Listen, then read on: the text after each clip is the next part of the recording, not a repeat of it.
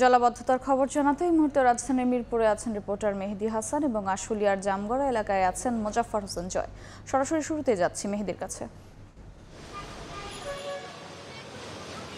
বৃষ্টি মাত্র 1 ঘন্টার হলেও তার ক্ষত কিন্তু এখনো বয়ে বেড়াচ্ছে রাজধানীবাসী এবং রাজধানীর বিভিন্ন এলাকায় আমরা ঘুরেছি এবং সেই যে চিত্র আসলে দেখেছি কিছুক্ষণ আগেও আমরা এই মুহূর্তে রয়েছি যে মিরপুরের কিছুক্ষণ আগের চিত্রও ছিল কিন্তু প্রায় হাঁটু সমান পানি। সেই হাঁটু সমান পানি এখন কিছুটা আস্তে আস্তে কমতে শুরু করেছে, যদিও সেই কমলেও মানুষের ভোগান্তির চিত্র কিন্তু মোটেও কমেনি। অর্থাৎ স্থানীয়রা যেমনটি বলছেন যে আসলে এই এলাকার এই সকালে মাত্র 1 ঘন্টার বৃষ্টিতে কিন্তু ব্যাপক ক্ষয়ক্ষতি হয়েছে এবং তারা যেমনটি বলছেন যে তাদের চলাচলে যেমন ঘাটতি হয়েছে এবং বিশেষ করে আশপাশের দোকানপাট থেকে শুরু করে ঘরবাড়ি সেখানেও কিন্তু পানি প্রবেশ করেছে এক প্রকার।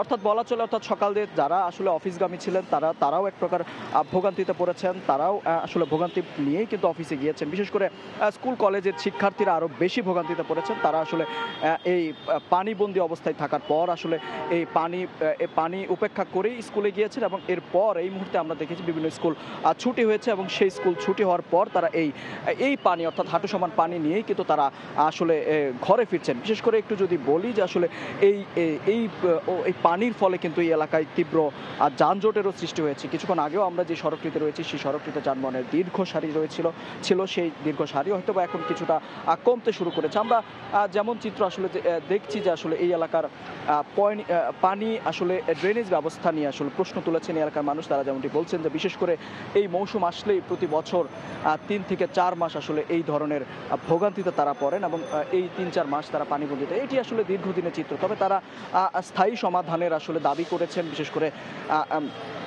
দায়িত্বরত কর্মকর্তা যিনি রয়েছেন অর্থাৎ এই দায়িত্বে যারা রয়েছেন তারা আসলে এর আসলে স্থায়ী সমাধান চান। বিশেষ করে যদি বলি যে আসলে বড় বেশ কিছু এলাকায় আসলে এই ধরনের যারা পানি রয়েছে সেই পানি আসলে নেয়ার জন্য রাস্তা পারাপারের জন্য কিন্তু এই ধরনের যানবাহনও ব্যবহার করছেন সাধারণ মানুষ থেকে শুরু করে ভুক্তভোগী যারা রয়েছেন। তো এই ছিল আসলে রাজধানী চিত্র। এই মুহূর্তে আশুলিয়ায় রয়েছেন আমাদের সহকর্মী মোজাফফর হোসেন জয় এবং সেখানকার এই পানিবন্দী মানুষের খবর জানাতে আমরা সরাসরি চলে যাব সাভারে।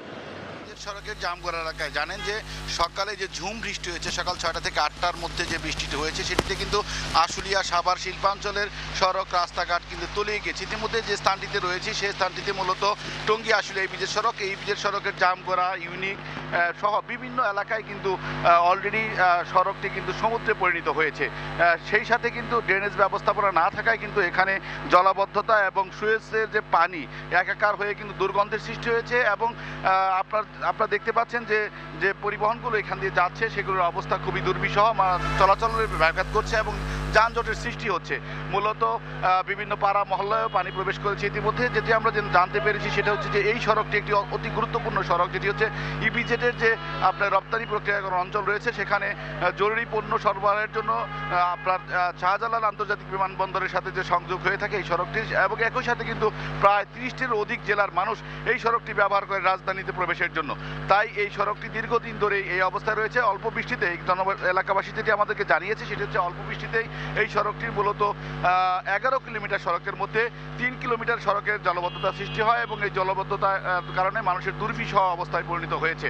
আমরা যেটি জানতে পেরেছি সেটা হচ্ছে যে বিশেষ করে আপনার ভোগান্তিতে পড়েছে অটো রিক্সা সহ যে রিক্সা যারা চালায় এবং যারা গার্মেন্টস শ্রমিক তাদেরকে যেমন কাপড় ভিজিয়ে কারখানায় প্রবেশ করতে হচ্ছে সকাল থেকে, আবার একইভাবে কিন্তু অটো শ্রমিকদের যে গাড়ি নষ্ট হয়ে যাচ্ছে, অনেক সময় গাড়ি উল্টে যাচ্ছে এবং তাতে করে আপনার যাত্রীরা যেমন আহত হচ্ছে তেমনি কিন্তু ক্ষতিগ্রস্ত হচ্ছেন শ্রমিকের মালিক সহ ড্রাইভাররা। আমরা কথা বলেছিলাম এই অঞ্চলের এলাকাবাসীর সাথে, তারা একটি অভিযোগ আমাদেরকে বারবার জানিয়েছে। দীর্ঘ 15 বছর ধরে যে সমস্যাটি সমাধান হয়নি সেটি হচ্ছে যে সঠিক ড্রেনেজ ব্যবস্থাপনা, যেটি হচ্ছে যে এই ড্রেনেজ ব্যবস্থাপনা না থাকার কারণেই কিন্তু মূলত এই সড়কে আপনার প্রায় সহসাই আপনার এই জলাবদ্ধতার সৃষ্টি হচ্ছে এবং এই জলাবদ্ধতার কারণে মানুষকে চরম দুর্বিষহ জীবন পার করতে হচ্ছে। যাতায়াতের ক্ষেত্রে কিন্তু মানুষকে অনেকটাই কষ্ট সহ্য করতে হচ্ছে। তারা বলছেন যে যদি বিশেষ করে সড়ক ও জনপথ কর্তৃপক্ষ এই বিষয়টি দেখভাল না করে তাহলে অতি ক্ষতিগ্রস্তের সম্মুখীন হবেন। বিশেষ করে শিল্পাঞ্চল সহ শ্রমিক সহ সাধারণ মানুষের চরম ভোগান্তি শিকার হতে হচ্ছে। তো আশুলিয়া শিল্পাঞ্চলের জামগড়া থেকে আমার কাছে এই ছিল সড়ক সম্পর্কে সর্বশেষ তথ্য। জলাবদ্ধতার খবর জানছিলাম আশুলিয়া ও মিরপুর থেকে।